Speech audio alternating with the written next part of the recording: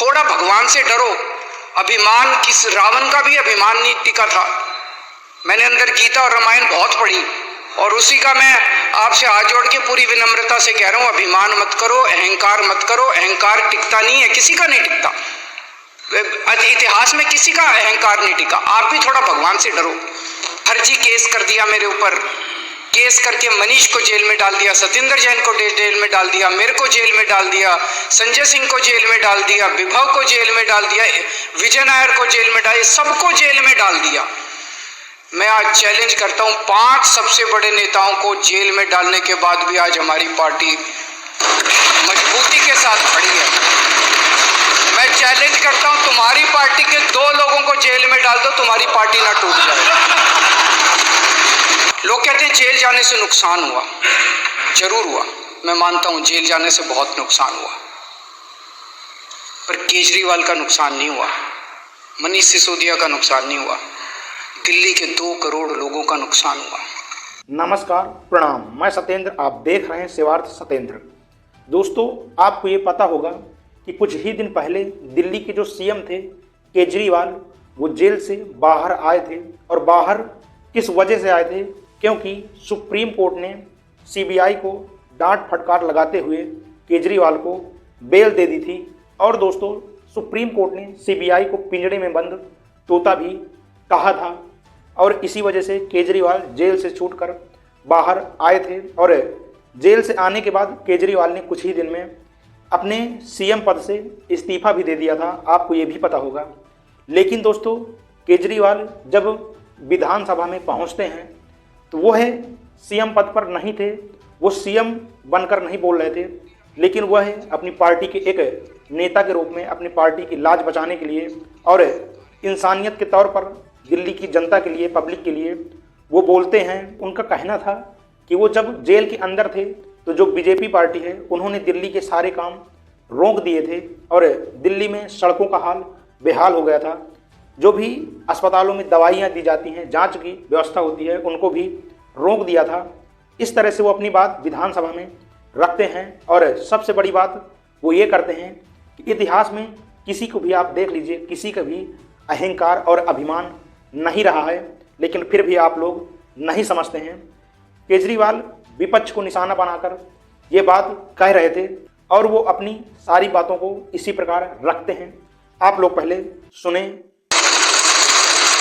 माननीय अध्यक्ष महोदय, आज मैं भगवान की कृपा से दिल्ली के और देश के करोड़ों लोगों के आशीर्वाद से आप लोगों के बीच में जेल से छूट के आया हूँ। उन सब लोगों का मैं तहे दिल से शुक्रिया अदा करता हूँ, भगवान का शुक्रिया अदा करता हूँ। मैं हमेशा कहता हूँ, मैं जानता हूँ मेरे विपक्ष के साथी मुझे यहाँ देख के, मनीष सिसोदिया के देख के दुखी तो हो रहे होंगे। तो मैं हमेशा कहता हूँ मोदी जी बहुत ताकतवर है, बहुत ताकतवर है और अथाह पैसा है उनके पास, अथाह रिसोर्सेज हैं, पर मोदी भगवान नहीं है।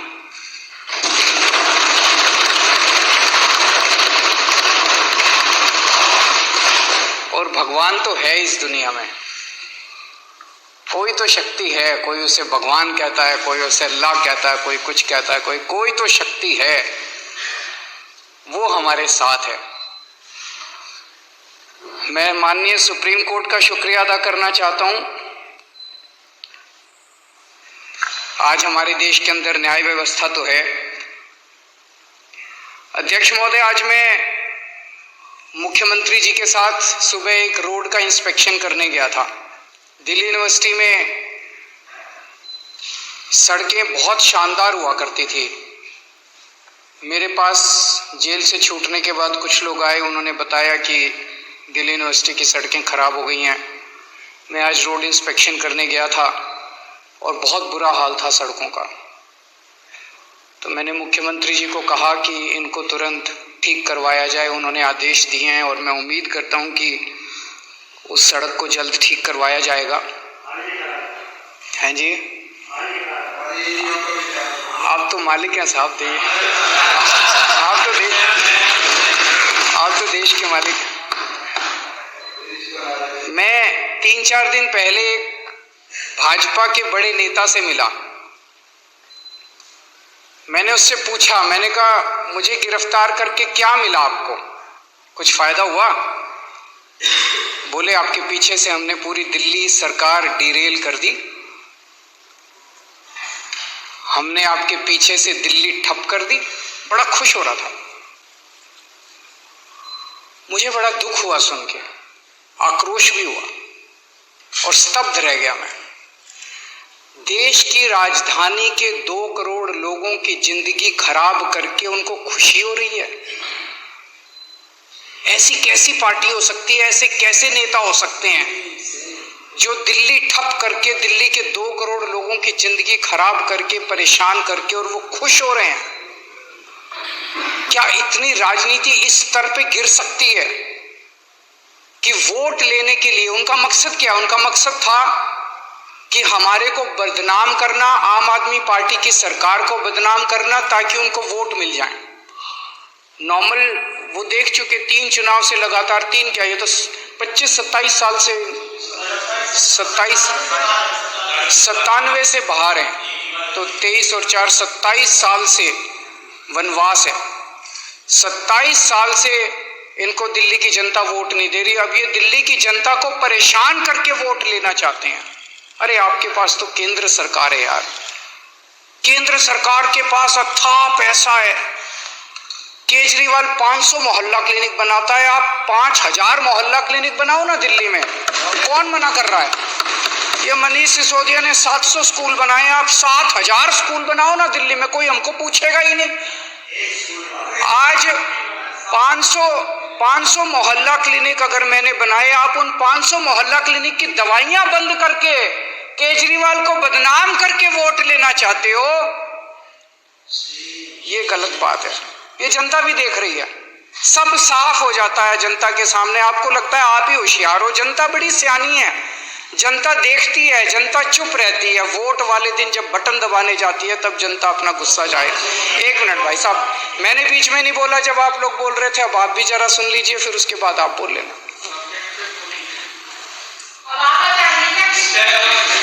तो काम रोकने से, काम खराब करने से जनता वोट नहीं देगी। काम करने से, अच्छा काम करने से जनता वोट देगी। अच्छा काम करो। आपने मेरी गैर मौजूदगी में दिल्ली में सड़कों की रिपेयर बंद करा दी। मेरी गैर मौजूदगी में आप दिल्ली की सारी सड़कें बनवा देते, कहते हैं केजरीवाल जेल में बैठे, हम बनवा रहे हैं सड़क, देखो आप जीत ना जाते तो। बाहर निकल के मैं किस बात पे वोट मांगता? आज मैं वोट मांगूंगा, केजरीवाल आ गया, अब तुम्हारी सड़कें रिपेयर कराऊंगा मैं।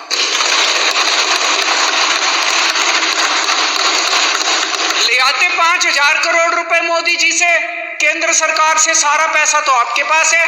5000 करोड़ रुपए में नई नई सड़कें बनवा देते, सारी एमसीडी की सड़कें रिपेयर करा देते, सारी दिल्ली सरकार की रिपेयर करा देते। हमारे पास कुछ काम ही नहीं बचता, आप ही आप होते। लेकिन आपकी तो पूरी की पूरी मेंटालिटी नेगेटिव है। इसके काम रोको, इसको ईडी भेज दो, इसको सीबीआई भेज दो, इसको जेल भेज दो। अरे कभी कभी थोड़ा भगवान के सामने बैठ के हाथ जोड़ के शांति से भी सोचा करो। हमें इन्होंने बस मार्शल हटा दिए मेरे पीछे से, बताओ कोई अच्छी काम करा? वो बस मार्शल आते हैं, बेचारे गरीब परिवारों से आते हैं। बस मार्शल की नौकरी कौन करता है? कोई अमीर आदमी, आपके बच्चे तो करते नहीं बस मार्शल की नौकरी। वो तो बेचारे गांव के, हमारे दिल्ली देहात के बच्चे जो हैं, गरीबों के बच्चे हैं, वही करते हैं बस मार्शल की नौकरी। और बसों में जाके देखो, महिलाएं जो इतने गुणगान किया करती थी कि अब हमारे को सुरक्षा महसूस होती है, अब वो फिर से उसी हालत में हो गई महिलाएं। बुजुर्गों की पेंशन बंद कर दी। उनके दिल से, उनकी आत्मा से आपके लिए क्या निकलेगा? बद्दुआ ही निकलेगी, बद्दुआ ही निकलेगी। अब केजरीवाल जब उनकी पेंशन चालू कराएगा, हमारे लिए आशीर्वाद निकलेगा।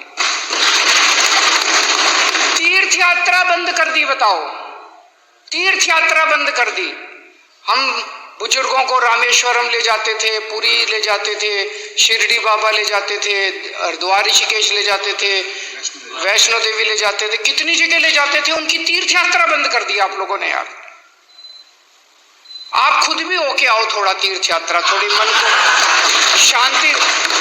मेरी अध्यक्ष महोदय से निवेदन है, विपक्ष के साथियों के लिए तीर्थ यात्रा का आयोजन करें, उनको थोड़ी। अभी जैसे सौरभ बता रहा था, पेड़ काट दिए हमारे पीछे से। मैं जब जेल गया, इन्होंने पीछे से पेड़ काट दिए। बताओ, दिल्ली के प्रदूषण। तो दिल्ली की जनता के मन में दो चीजें हैं, दो बातें हैं। एक, केजरीवाल कट्टर ईमानदार है, केजरीवाल कुछ भी हो सकता है, बेईमान नहीं हो सकता।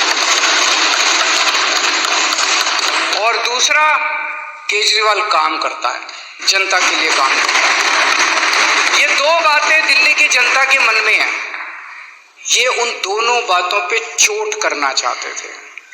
ये केजरीवाल को बेईमान साबित करना चाहते थे और ये दिखाना चाहते थे भाई केजरीवाल के सारे काम ठप हो गए। उन दोनों बातों पे चोट किया। फर्जी केस कर दिया मेरे ऊपर, केस करके मनीष को जेल में डाल दिया, सतेंद्र जैन को जेल में डाल दिया, मेरे को जेल में डाल दिया, संजय सिंह को जेल में डाल दिया, विभव को जेल में डाल दिया, विजय नायर को जेल में डाल दिया, सबको जेल में डाल दिया। मैं आज चैलेंज करता हूं, 5 सबसे बड़े नेताओं को जेल में डालने के बाद भी आज हमारी पार्टी मजबूती के साथ खड़ी है। मैं चैलेंज करता हूं, तुम्हारी पार्टी के 2 लोगों को जेल में डाल दो, तुम्हारी पार्टी ना टूट जाए।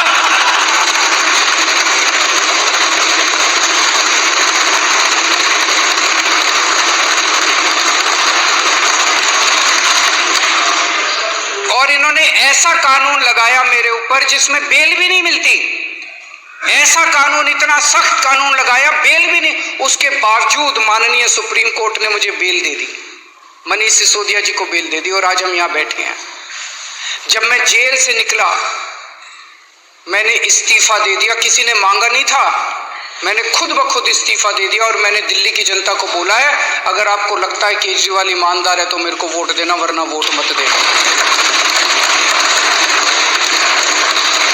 मैं दिल्ली में घूम रहा हूं अध्यक्ष महोदय, एक बच्चा, एक आदमी, इनके कट्टर बीजेपी वाले, आरएसएस वाले भी ये नहीं कहते कि केजरीवाल बेईमान है, कोई नहीं कहता। तो इनके सारे हथकंडे फेल हो गए केजरीवाल को बेईमान साबित करने के लिए।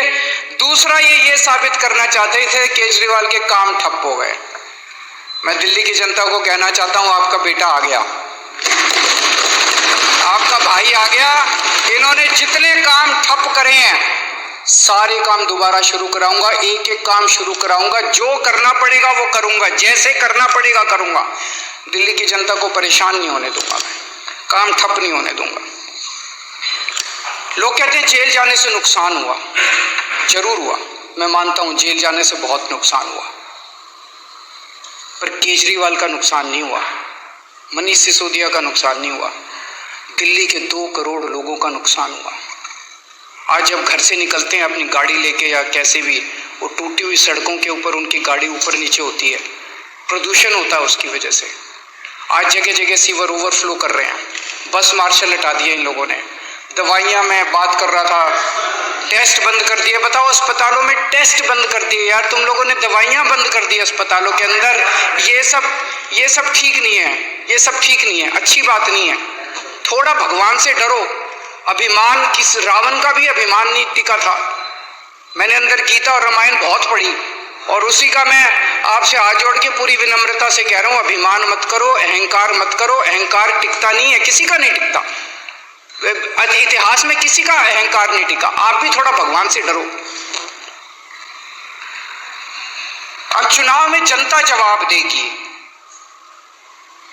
कि केजरीवाल चोर है या केजरीवाल को जेल में भेजने वाले चोर हैं। जनता जवाब देगी कि जनता को काम रोकने वाले पसंद हैं कि काम करने वाला पसंद है। और अध्यक्ष महोदय, जब इतिहास लिखा जाएगा तब ये लिखा जाएगा कि एक मनीष सिसोदिया था जिसने दिल्ली के स्कूल बंद करे, उसको जेल में डाल दिया। जिसने दिल्ली के स्कूल चालू करे और स्कूल अच्छे करे, उसको जेल में डाल दिया। एक सतेंद्र जैन था जिसने दिल्ली वालों की बिजली मुफ्त करी, दिल्ली वालों के लिए मोहल्ला क्लिनिक बनाए, बिजली दवाइयाँ मुफ्त करी, उसको जेल में डाल दिया, उसके काम रोक दिए। और एक बीजेपी थी जिन्होंने सारे काम रोक दिए। जब इतिहास लिखा जाएगा तो बीजेपी के भी कारनामे लिखे जाएंगे, मनीष सिसोदिया के भी, अरविंद केजरीवाल के भी और सतेंद्र जी के। अध्यक्ष जी, जेल से निकलने के बाद मैंने इस्तीफा दे दिया। मुझे इस्तीफा देने की कोई जरूरत नहीं थी, किसी ने, इन्होंने भी नहीं मांगा था मेरा इस्तीफा। इन्होंने तो पोस्टर लगाए थे इस्तीफा, तो मैंने जब दे दिया तो इनको ये समझ नहीं आया उन पोस्टरों का क्या करें। अब छपवाए थे, लगाने थे, अभी बता रहे हैं। मैंने इस्तीफा दे दिया। मेरी जिंदगी में 3 बार ऐसे मौके आए जब बड़े बड़े पदों से मैंने इस्तीफा दिया अपनी जिंदगी में, वॉलंटरीली, स्वैच्छिक, अपनी मर्जी से, किसी ने मांगा नहीं था। मैं इनकम टैक्स में काम किया करता था, जॉइंट कमिश्नर की पोस्ट पे था। मन में ये था कि देश के लिए कुछ करना है, समाज के लिए कुछ करना है। तो मुझे ये लगा कि जो मैं नौकरी कर रहा हूं, ये नौकरी तो और कई लोग कर लेंगे, मेरे जैसे और बहुत इनकम टैक्स में जॉइंट कमिश्नर हैं, वो लोग कर लेंगे। मुझे कुछ ऐसा करना चाहिए जो हर आदमी नहीं करता। मैंने जॉइंट कमिश्नर की नौकरी से त्यागपत्र देके और 10 साल दिल्ली की झुग्गियों के अंदर काम किया। जॉइंट कमिश्नर की नौकरी से मैंने इस्तीफा दिया था, किसी ने इस्तीफा मांगा नहीं था। और जब मैंने इस्तीफा दिया था, 2006 में इस्तीफा दिया था, वैसे तो मैं छुट्टी लेके 2000 से निकल गया था। उस वक्त कोई पार्टी नहीं थी, कोई आंदोलन नहीं था, और दिल्ली की झुग्गियों में जाके मैं रहने लगा था। तब ये नहीं था कि मैं मुख्यमंत्री बनूंगा या चुनाव लड़ूंगा, चुनाव लड़ने का कोई इच्छा नहीं थी। फिर 2013 में हमारी सरकार बनी और 49 दिन की सरकार के बाद अपने उसूलों पे मैंने इस्तीफा दिया था। 49 दिन के बाद, किसी ने मांगा नहीं था इस्तीफा, 49 दिन के बाद इस्तीफा दिया था। और अब तीसरी बार, अब जेल से निकलने के बाद मैंने इस्तीफा दिया है। मैं सत्ता के लिए नहीं आया, मेरे को सत्ता की जरा सी भी भूख नहीं है, मेरे को सत्ता का, पैसे का जरा सा भी लालच नहीं है। देश के लिए आए हैं, देश के लिए कुछ करने के लिए आए हैं। और दूसरी तरफ ये लोग बेचारे परेशान हो गए हैं कह कह के, भाई 75 साल का रूल आपने ही बनाया था। मेरे को कल एक आरएसएस के बहुत सीनियर नेता मिले, उन्होंने बताया, बोले जी आरएसएस ने अल्टीमेटम दे दिया है कि भाई 75 साल का रूल तो लागू होगा।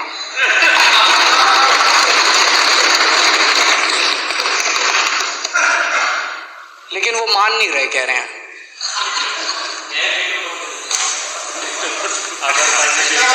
सत्ता छोड़नी बहुत मुश्किल है, सत्ता कुर्सी छोड़नी बहुत मुश्किल। 1 मिनट, वो बोलने के लिए ललचा रहे हैं, मेरे बात बोलने का। सत्ता छोड़नी अध्यक्ष महोदय बहुत मुश्किल है,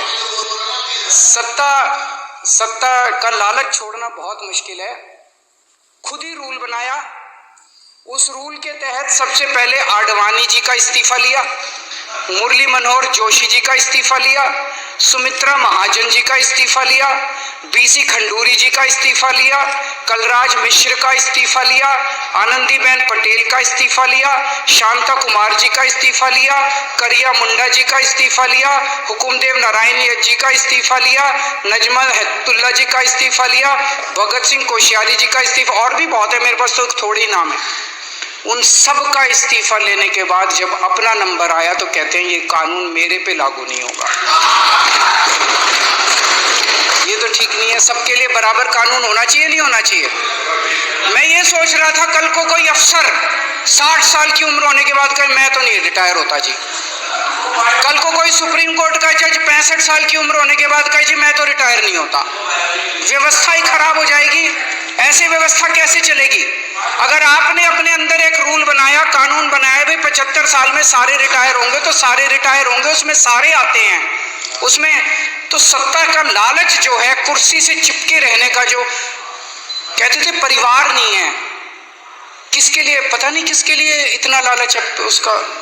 तो आज आरएसएस के कार्यकर्ता घर घर में जब जाते हैं तो लोग उनसे पूछते हैं कि भाई 75 साल का रूल उनके ऊपर क्यों नहीं लागू होगा, जब सबके ऊपर लागू हो रहा है। तो मुझे ये लगता है कि जब आदमी किसी बड़े पद पे बैठे तो उसे निस्वार्थ भाव से समाज की सेवा करनी चाहिए। पद रहे ना रहे, इसकी चिंता बिल्कुल नहीं करनी चाहिए। अंत में अध्यक्ष महोदय, मैं फिर से यही कहना चाहूँगा, हमारी दिल्ली बहुत खूबसूरत है, हमारे दिल्ली वाले दिल वाले हैं। हमें सबको 2-2.5 करोड़ लोगों को मिलके दिल्ली बनानी है। इसमें हर हिंदू, मुस्लिम, सिख, ईसाई सबको मिलके दिल्ली बनानी है। इसमें ब्राह्मण, यादव, जाटव, दलित, बनिए सबको मिलके बनानी है। इसमें बीजेपी वाले, कांग्रेस वाले, आम आदमी पार्टी, हम सबको मिलके बनानी है। इसमें ये काम रोकना, काम बंद करना, ये अच्छी बात नहीं है। मैं अपने सभी विपक्ष के साथियों से भी निवेदन करता हूं कि चुनाव के टाइम में चुनाव लड़ेंगे, चुनाव के बाद हमें सबको मिलके काम करना है। थैंक यू अध्यक्ष। दोस्तों, आप लोगों ने देखा कि केजरीवाल किस तरह से अपनी पूरी बातों को विधानसभा में रखते हैं, लेकिन आप लोगों की इस पर क्या राय है? आप लोग क्या समझते हैं कि जो केंद्र में सत्ता पक्ष है, जो पार्टी है, जो सरकार अभी है, वो जो अपने काम करती है वो क्या सही करती है? जिस तरह से देश में तानाशाही चल रही है और किसी को भी उठाकर जेल में डाल दिया जाता है, क्या ये देश में वाकई ठीक हो रहा है? आप लोग इस पर जरूर विचार करिएगा और अपनी राय जरूर कमेंट सेक्शन में बताइएगा। मिलते हैं एक अगली वीडियो में, तब तक के लिए अपने परिवार का ख्याल रखें, सुरक्षित रहें। जय हिंद, जय भारत।